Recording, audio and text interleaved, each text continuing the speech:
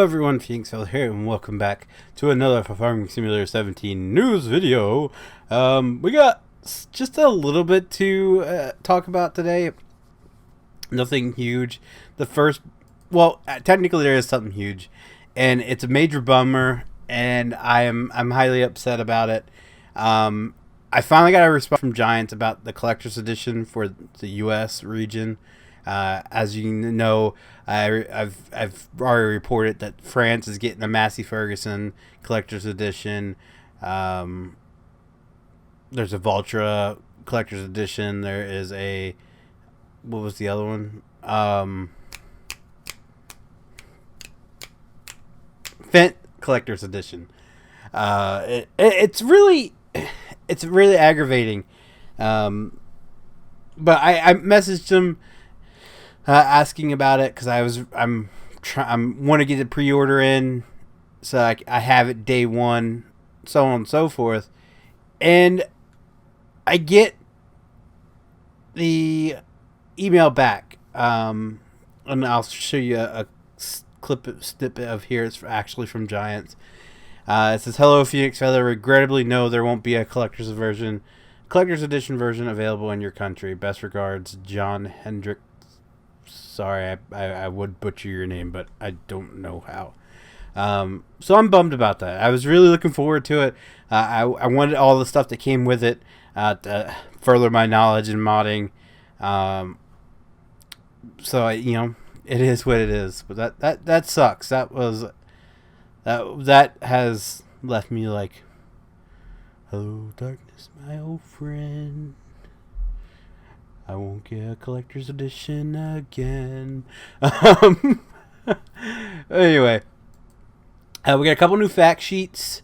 We have the first one. Hold on, let me see if I can find it here before I go. We did fact sheet number 6, I believe. So we have fact sheet number 7, which is a Vultra T series.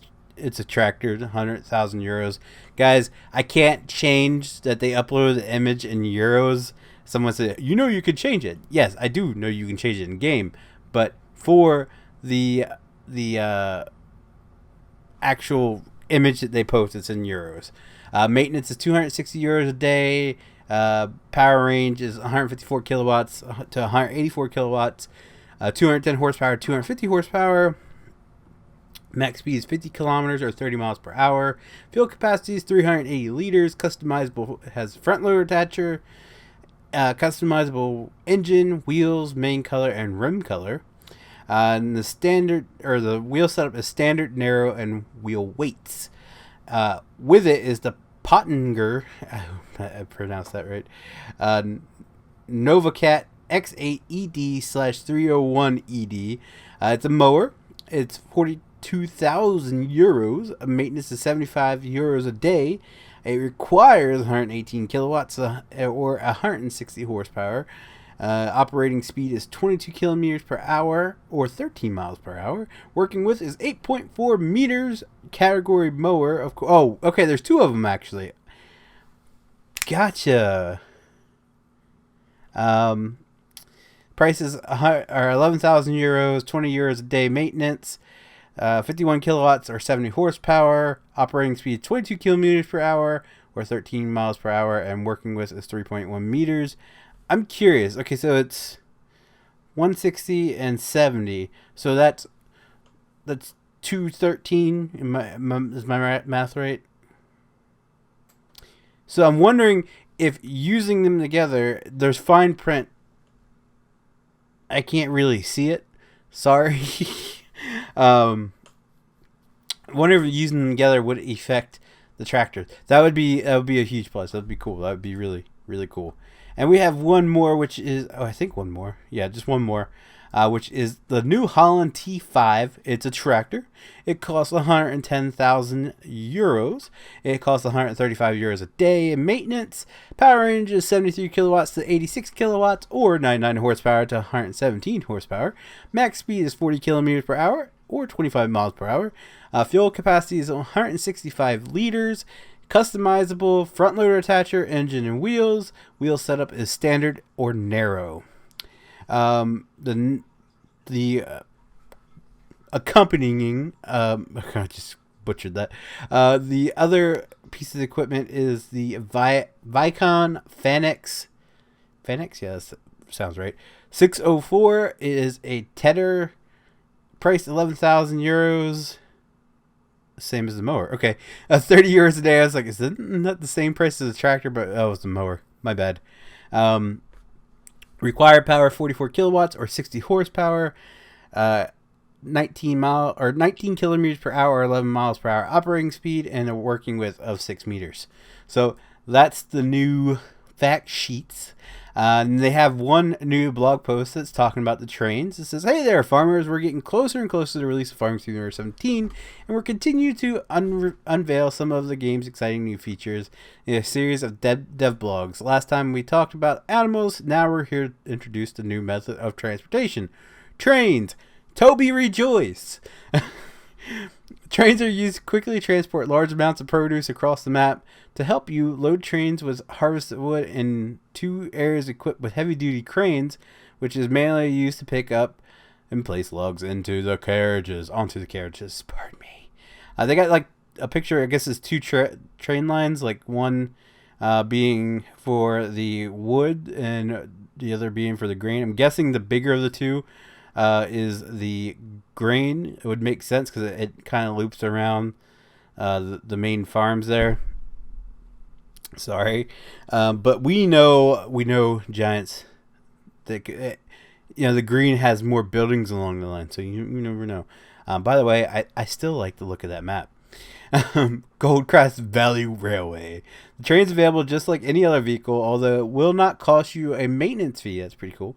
And the North American Goldcrest Valley map, there are 2 train lines that can make use of. Trains can be driven manually on these tracks, both forwards and backwards. It is also possible to switch crops and wood produce from one train to another. Okay, so it's 2 separate lines,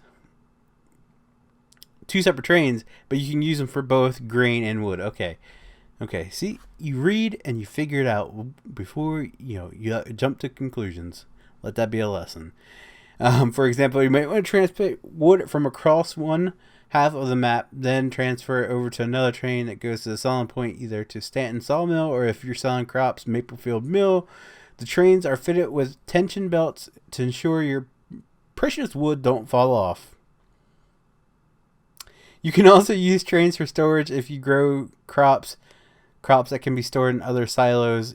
E.g., potatoes and sugar beets can be stored in train silos.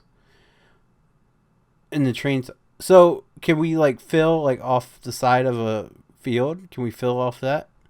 That's what I'm getting from it. Loading goods. Trains are an excellent way to stock and sell a large amount of produce at once, so you'll want to make good use of them. While wood is loaded onto the trains using cranes, your crops are loaded in from your silo via pipe. Animals still need to be transported via special trailers on the road. Goldcrest Valley features 2 crane points for loading your trains. One train station lies at the point where 2 different tracks meet together. This is the location of... I was doing so good! Where was I? Meet together, location of the cranes. The other can be found at Stanton Sawmill, which is where you can sell your wood. The loading of wood is performed manually. You will need to be careful not to drop your produce. Wow. For farmers currently not in the need of trains, the option menu can choose to remove trains from the cycle when tabbing through your own vehicles. Wow, okay. That would be nice if it was just vehicle wide, not just for trains. Thanks for reading the 5th in our series of Farming Simulator 17, blah, blah, blah. So, pretty cool information. I'm not too excited for trains. Sorry. But yeah, so that's gonna do it for today, guys. Short video. Hope you guys liked it. If you did, be sure to leave a like down below. If you guys want to see more Farming Simulator 17 news videos, be sure to click subscribe, and as always, thanks for watching. Bye bye.